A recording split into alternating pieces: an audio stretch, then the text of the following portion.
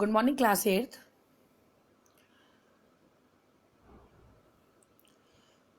Yesterday I explained you civics, the organs of the Indian government.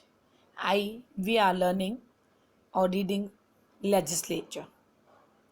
हमने बच्चों राज्यसभा पढ़ रहे हैं हम लोग. सबसे पहले आज हम पढ़ेंगे salary allowances and MPs local area development scheme. इनके अलाउंसेस क्या होते हैं ये पढ़ेंगे. At present the members of parliament draw a main monthly salary of 50,000. वर्तमान में जो एमपीज़ हैं पार्लियामेंट, ये जो एमपीज़ हैं मेंबर्स हैं पार्लियामेंट के, वो कितनी सैलरी ले रहे हैं? Monthly 50,000 and the daily allowances of 2,000 during the session. और जब उनका सेशन होता है तब वो डेली 2,000 रुपीज़ लेते हैं.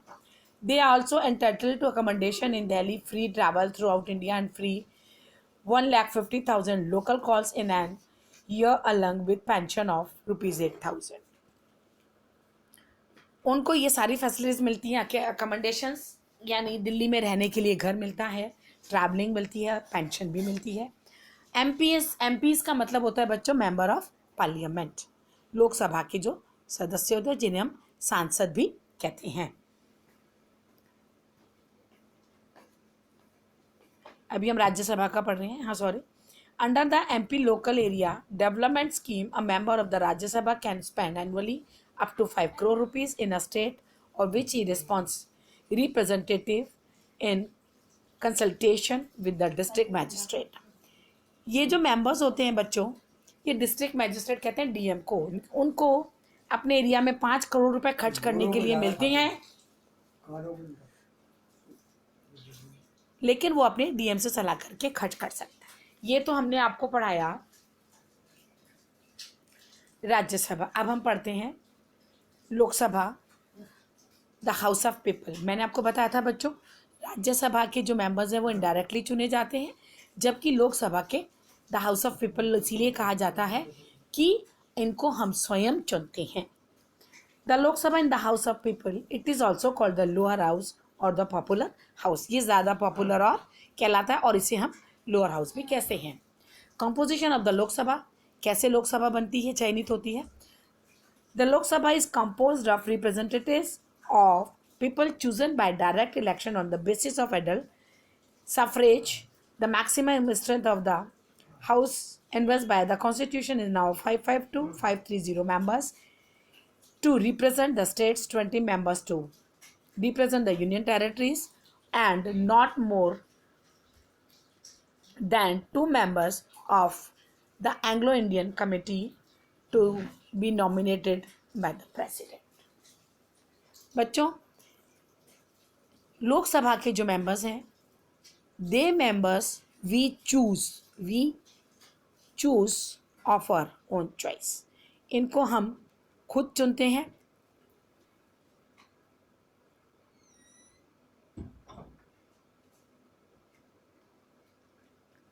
आपको पता होगा इसमें जो हमारे मेंबर्स हैं उनकी संख्या है 552, जिसमें से 530 मेंबर्स जो हैं वो रिप्रेजेंट जो करते हैं किसको? स्टेट्स को. हमारे स्टेट से चुनकर जाते हैं. एंड अदर जो 20 मेंबर्स हैं वो एंग्लो इंडियन कमेटी से चुनकर आते हैं. और वो किसके द्वारा चुने जाते हैं? Nominated by the president. President के द्वारा वो नॉमिनेटेड होते हैं. If in his opinion that community is not adequately represented in the house, the Lok Sabha at present consists of 545 members. इस समय जो लोकसभा के 545 members हैं, of these 530 members are directly elected. इसमें से जो 530 members हैं from the states and 13 union territories से चुनकर आते हैं, while 2 are nominated by the presidents. और जबकि 2 जो members हैं वो presidents के द्वारा चुने जाते हैं, represent the Anglo-Indian community, जो एंग्लो इंडियन कम्युनिटी को रिप्रेजेंट करते हैं. Franchise and election. The Lok Sabha is directly elected on the basis of universal adult franchise. Students, you know what is the universal adult franchise? I'll explain you. Every citizen of India who is 18 years of age can be voted to elect the representative of the parliament and the state legislature. Bharat का वह प्रत्येक व्यक्ति जिसकी आयु 18 वर्ष या इससे अधिक है, वह पार्लियामेंट और स्टेट लेजिस्लेचर के चुनाव में भाग ले सकता है, अर्थात वो वोट दे सकता है.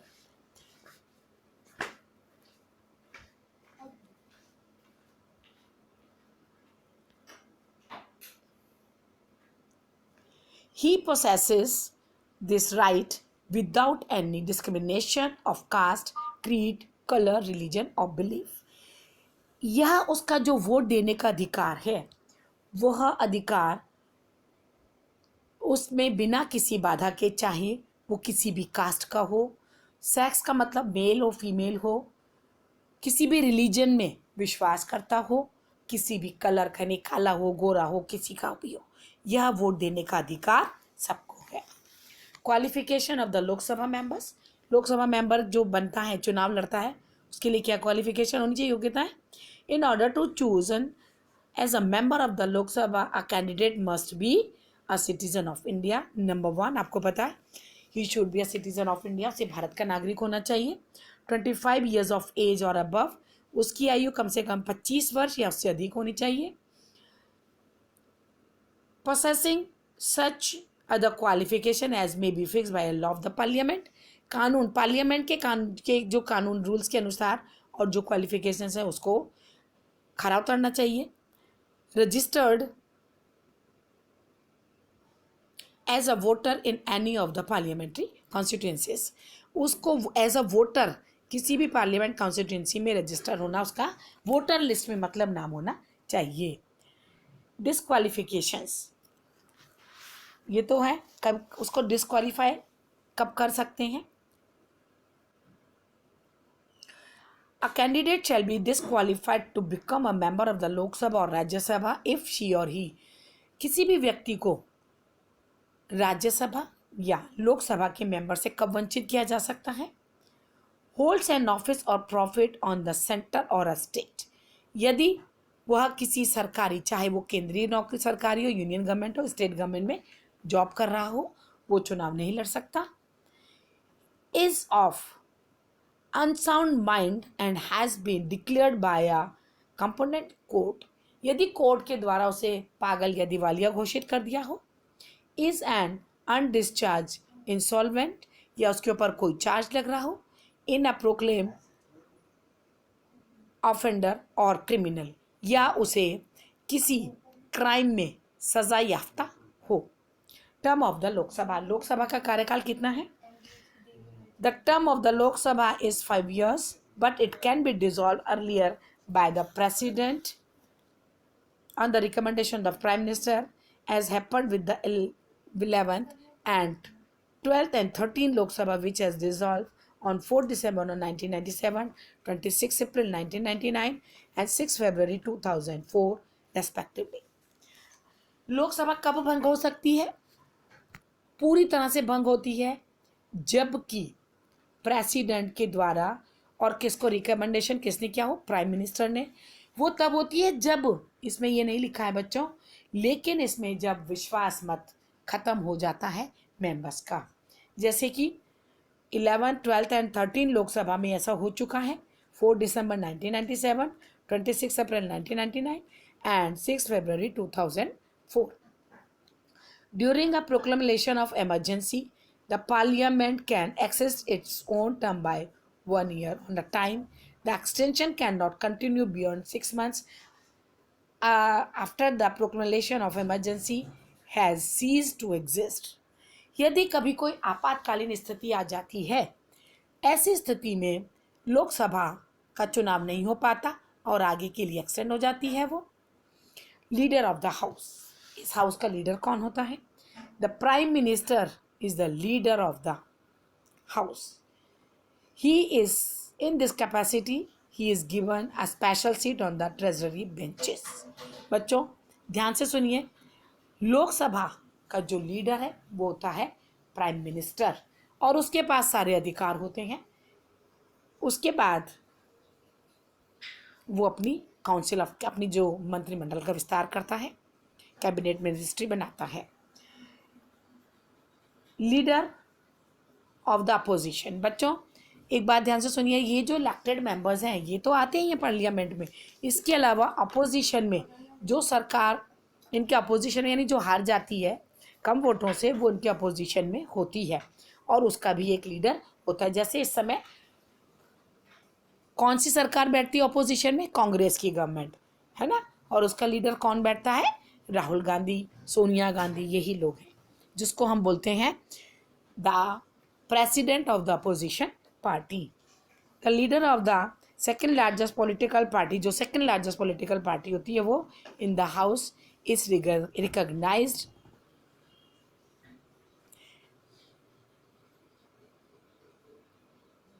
as the leader of the opposition, provided the party has at least 1/3 of the total membership of the house। कम से कम उस पार्टी की 1/3 मेंबरशिप उसके पास होनी चाहिए, यानी उसके कम से कम 10% मेंबर्स होने चाहिए। Under the leader of the opposition act of 1977 AD, he or she enjoys the same status and facilities as are enjoyed to cabinet ministers। ये देखिए बच्चा कितनी हैरानी की बात है, जो चुने हुए सदस्य जो कैबिनेट के मेंबर्स होते हैं, जो मिनिस्टर्स होते हैं, जो फैसिलिटीज़ उनको मिलती है, सेम फैसिलिटीज़ अपोजिशन पार्टी को भी मिलती है। Now speaker of the Lok Sabha. Lok Sabha elects its own speaker from amongst its member, he or she presides over the its meeting। Lok Sabha speaker जो होता है उसे हमारी गवर्नमेंट जो मेंबर्स होते हैं वो खुद सुनते हैं। डिप्टी स्पीकर, और इस समय जो हमारे देश के जो स्पीकर हैं वो कौन है? ओम बिरला। लोकसभा के स्पीकर कौन है? जैसे पहले थी ना सुमित्रा महाजन, अब है Om Birla Lok Sabha speaker. Deputy speaker उससे नीचे, there is also deputy speaker in the Lok Sabha, he is elected by the members from among themselves to the same manner as the speaker of is elected. जैसे कि लोकसभा के सारे मेंबर्स स्पीकर को चुनते हैं, same वही डेप्यूटी स्पीकर को भी चुना जाता है, जैसे प्रेसिडेंट, वाइस प्रेसिडेंट, ऐसे ही same. He she presides over the meetings of the Lok Sabha and performs the duties of the speaker in his absence. जैसे होता है ना स्कूल में प्रिंसिपल, वाइस प्रिंसिपल होते हैं, उनके एब्सेंस में वाइस प्रिंसिपल काम करते हैं, सेम ऐसे ही जब लोकसभा स्पीकर एब्सेंट होते हैं तो जो डेप्यूटी में जो स्पीकर है वो उनकी जगह मीटिंग सेशन बुलाते हैं। The speaker of the Lok Sabha plays a significant role in the Lok Sabha. The present speaker of Lok Sabha is Om Birla who is 17th Lok Sabha speaker. ये हमारी 17वीं लोकसभा है जिसका पिछले साल ही फॉर्मेशन हुआ था। The speaker possesses the following powers and discharges the following functions. इनके ये कम जो नीचे हम पढ़ेंगे ये इनके कर्तव्य हैं और ये इनके पास पावर्स होती हैं। The speaker regulates the proceedings and debates in the house.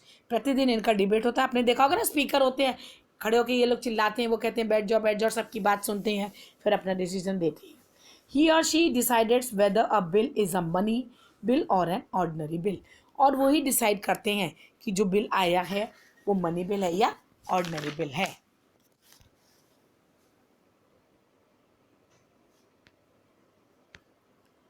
To maintain order in the house, he she may name a member for supervision or the case of grave disorder he she may adjourn the house। आपने देखा होगा बच्चों कभी कभी parliament में जो ये leaders हैं, ये जो भी जितने भी मेंबर्स हैं, ये भी शोर मचाने लगते हैं, तो इस बात का उससे अधिकार होता है कि वह उससे उनका नाम पूछ ले या उसको एडजर्न कर दे, स्थगित कर दे। The speaker can disqualify a member under the anti defection law. Anti defection law का के अंतर्गत वो किसी भी मेंबर को वहाँ से हटा भी सकते हैं। Power of the union parliament, अभी हमने पार्लियामेंट पढ़ा था, उनकी क्या पावर है देखिए। Number 1, the parliament can make laws on the 97 subjects in the union list and 47 subjects in the concurrent list. On a subject in the concurrent list, both the parliament and a state legislature may make the law, but the law of the parliament separates the law of the state legislature. This establishes the superiority of the parliament over the state legislature. यानी कि parliament नियम बनाने का काम करती है, उसके पास subjects हैं, एक 97 सब्जेक्ट जिसको हम यूनियन लिस्ट कहते हैं और 47 सब्जेक्ट जिसको हम कंकरिंग लिस्ट कहते हैं। The parliament has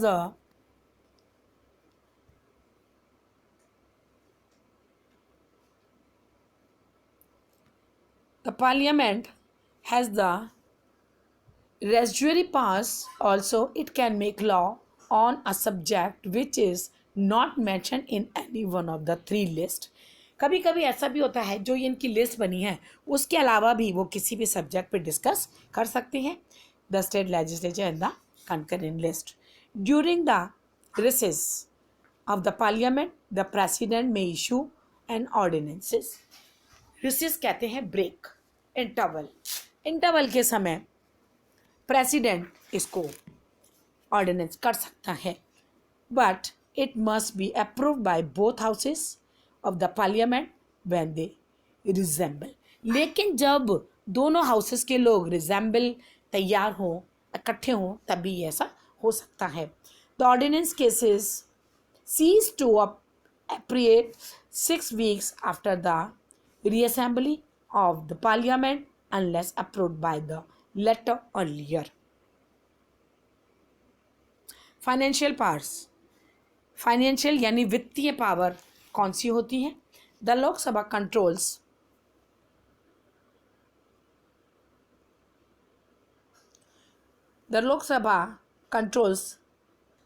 the national finances. It has the power to pass the annual budget of the union government for the financial year. Lok Sabha exercises more powers in money matters. बच्चों, लोकसभा के पास ये ताकत होती है कि वो finance budget पेश करे। आपको मैंने कल भी बताया था कि बजट हम अपना जो आय व्यय का जो मद होती है, जो ब्यौरा होता है, उसे बोलते हैं। Once the Lok Sabha passes the budget of the government और any other money related law, the Rajya Sabha can not reject it. Lok Sabha के द्वारा एक बार जो बजट बना दिया गया है वह बजट राज्यसभा के द्वारा रिजेक्ट नहीं किया जा सकता। The Rajya Sabha can only delay it 14 days और suggest changes in it. Rajya Sabha केवल उन्हें 14 दिन के लिए डिले कर सकती है या उसमें कुछ चेंजेस कर सकती है। द लोकसभा में और may not accept these changes, और ये भी ज़रूरी नहीं है कि वो चेंजेस माने ले, लोकसभा की मर्जी है कि उन चेंजेस को वो माने या ना माने। Control over executive, the prime minister and the council of ministers are collectively responsible to the Lok Sabha. ये लोकसभा के लिए जिम्मेदार होते हैं। They remain in office as long as they continue to enjoy the confidence of the Lok Sabha by simple majority. Majority कहते हैं कितने लोगों का, जितने भी मेंबर्स हैं पार्लियामेंट के, उनके कितने लोग प्राइम मिनिस्टर के या इनके साथ हैं, तब तक वो उसको एंजॉय कर सकती हैं। कॉन्स्टिट्यूएंट फंक्शंस, संवैधानिक कार्य क्या है? The bill to amend the constitution may be move in earlier either house, किसी भी हाउस में इनमें अमेंडमेंट हो सकता है। It has to be passed in both the houses by a simple majority और by a 2/3 majority as provided under article 368 of the constitution। Constitution में article 368 दे रखा है, उसके अनुसार वो इसमें चेंजेस कर सकती है। Electoral function, the elected member of the both of the houses of the parliament along with the members of the state legislature assemblies constitute the electoral college to elect the president of India। यही लोग मिलकर भारत के president यानी राष्ट्रपति का चुनाव करते हैं। The vice president of India elected by the MPs of both the houses, और दोनों हाउसेस के जो मेंबर्स हैं वो मिलकर वाइस प्रेसिडेंट का चुनाव करते हैं। The Lok Sabha also elect it's speaker and deputy speaker. ध्यान से सुन लीजिए बच्चों दोबारा से, लोकसभा जो है वो स्पीकर और डेप्यूटी स्पीकर का के मेंबर्स चुनाव करते हैं। जुडिशियल फंक्शंस, न्याय फंक्शंस क्या है, न्यायिक प्रक्रिया। The parliament exercises the power of impeach the president, the vice president and the judges of the Supreme Court and High Courts according to procedure laid down for the purpose। सबसे बड़ी बात देखिए, इनकी judicial ताकत क्या है कि parliament, president, vice president, supreme court का जज और हाई कोर्ट के जजेस को टर्मिनेट कर सकती है। टर्मिनेट माने निकाल सकती है उनकी नौकरी से। The parliament can also punish a person for disturbing its work और for showing disrespect for the house as such. और पार्लियामेंट उस व्यक्ति को पनिश कर सकती है, दंडित कर सकती है जो कि इसके कामों में दखलंदाजी करे या इसके प्रति अनादर दिखाए। Now relationship and differences between the Rajya Sabha and the Lok Sabha. जहाँ रिलेशनशिप्स होते हैं वहाँ डिफरेंसेस भी होते हैं। अब इनमें क्या है, relationship between both the houses is confined to their powers को लेकर ही इनमें कुछ भी डिफरेंसेस होते हैं। As we have studied earlier, the Rajya Sabha has a secondary role, wise the Lok Sabha is all respect. जैसा कि आपने अभी पढ़ा है कि राज्यसभा का रोल सेकेंडरी होता है जबकि लोकसभा का रोल सबसे ज़्यादा इम्पॉर्टेंट होता है। It is a weak house in legislature, financial, constitutional and administrative matters. ये इन सारी जो पार्ट्स हमने पढ़ी हैं इनमें इसका रोल कैसा होता है, हल्का होता है, वीक होता है। In case of differences between both the houses the decision of the Lok Sabha prevails. दोनों हाउसेज में आपने देखा होगा जो भी डिसीजंस होता है वो लोकसभा का ही सर्वमान्य होता है। All times a joint session of both the houses may be called by the president to resolve the differences. इन दोनों हाउसेज के डिफरेंसेस हैं, इनको सॉल्व करने के लिए कभी भी जॉइंट सेशन यानी दोनों सभाओं का सेशन, दोनों हाउसेज का सेशन प्रेसिडेंट के द्वारा बुलाया जा सकता है। But here also the verdict of the Lok Sabha prevails due to its more than trouble strength. लेकिन इसके लिए उसको पास भी सबसे ज़्यादा जो ट्रबल आती है वो लोकसभा के द्वारा ही आती है। Comparison between the Lok Sabha and Rajya Sabha, ये आप लिस्ट देख लीजिए, इनमें दोनों के कंपैरिजन दिए हुए हैं। बच्चों ये आपको ध्यान से समझना है लेसन, और इसकी एक्सरसाइज और क्वेश्चन आंसर्स हम करवाएंगे तब आप करिएगा। तब तक आपको ये यूनियन जो पार्लियामेंट है इसको कॉपी में लिखना है, इसको लर्न करना है, जो डिफरेंसेस हैं। Thank you.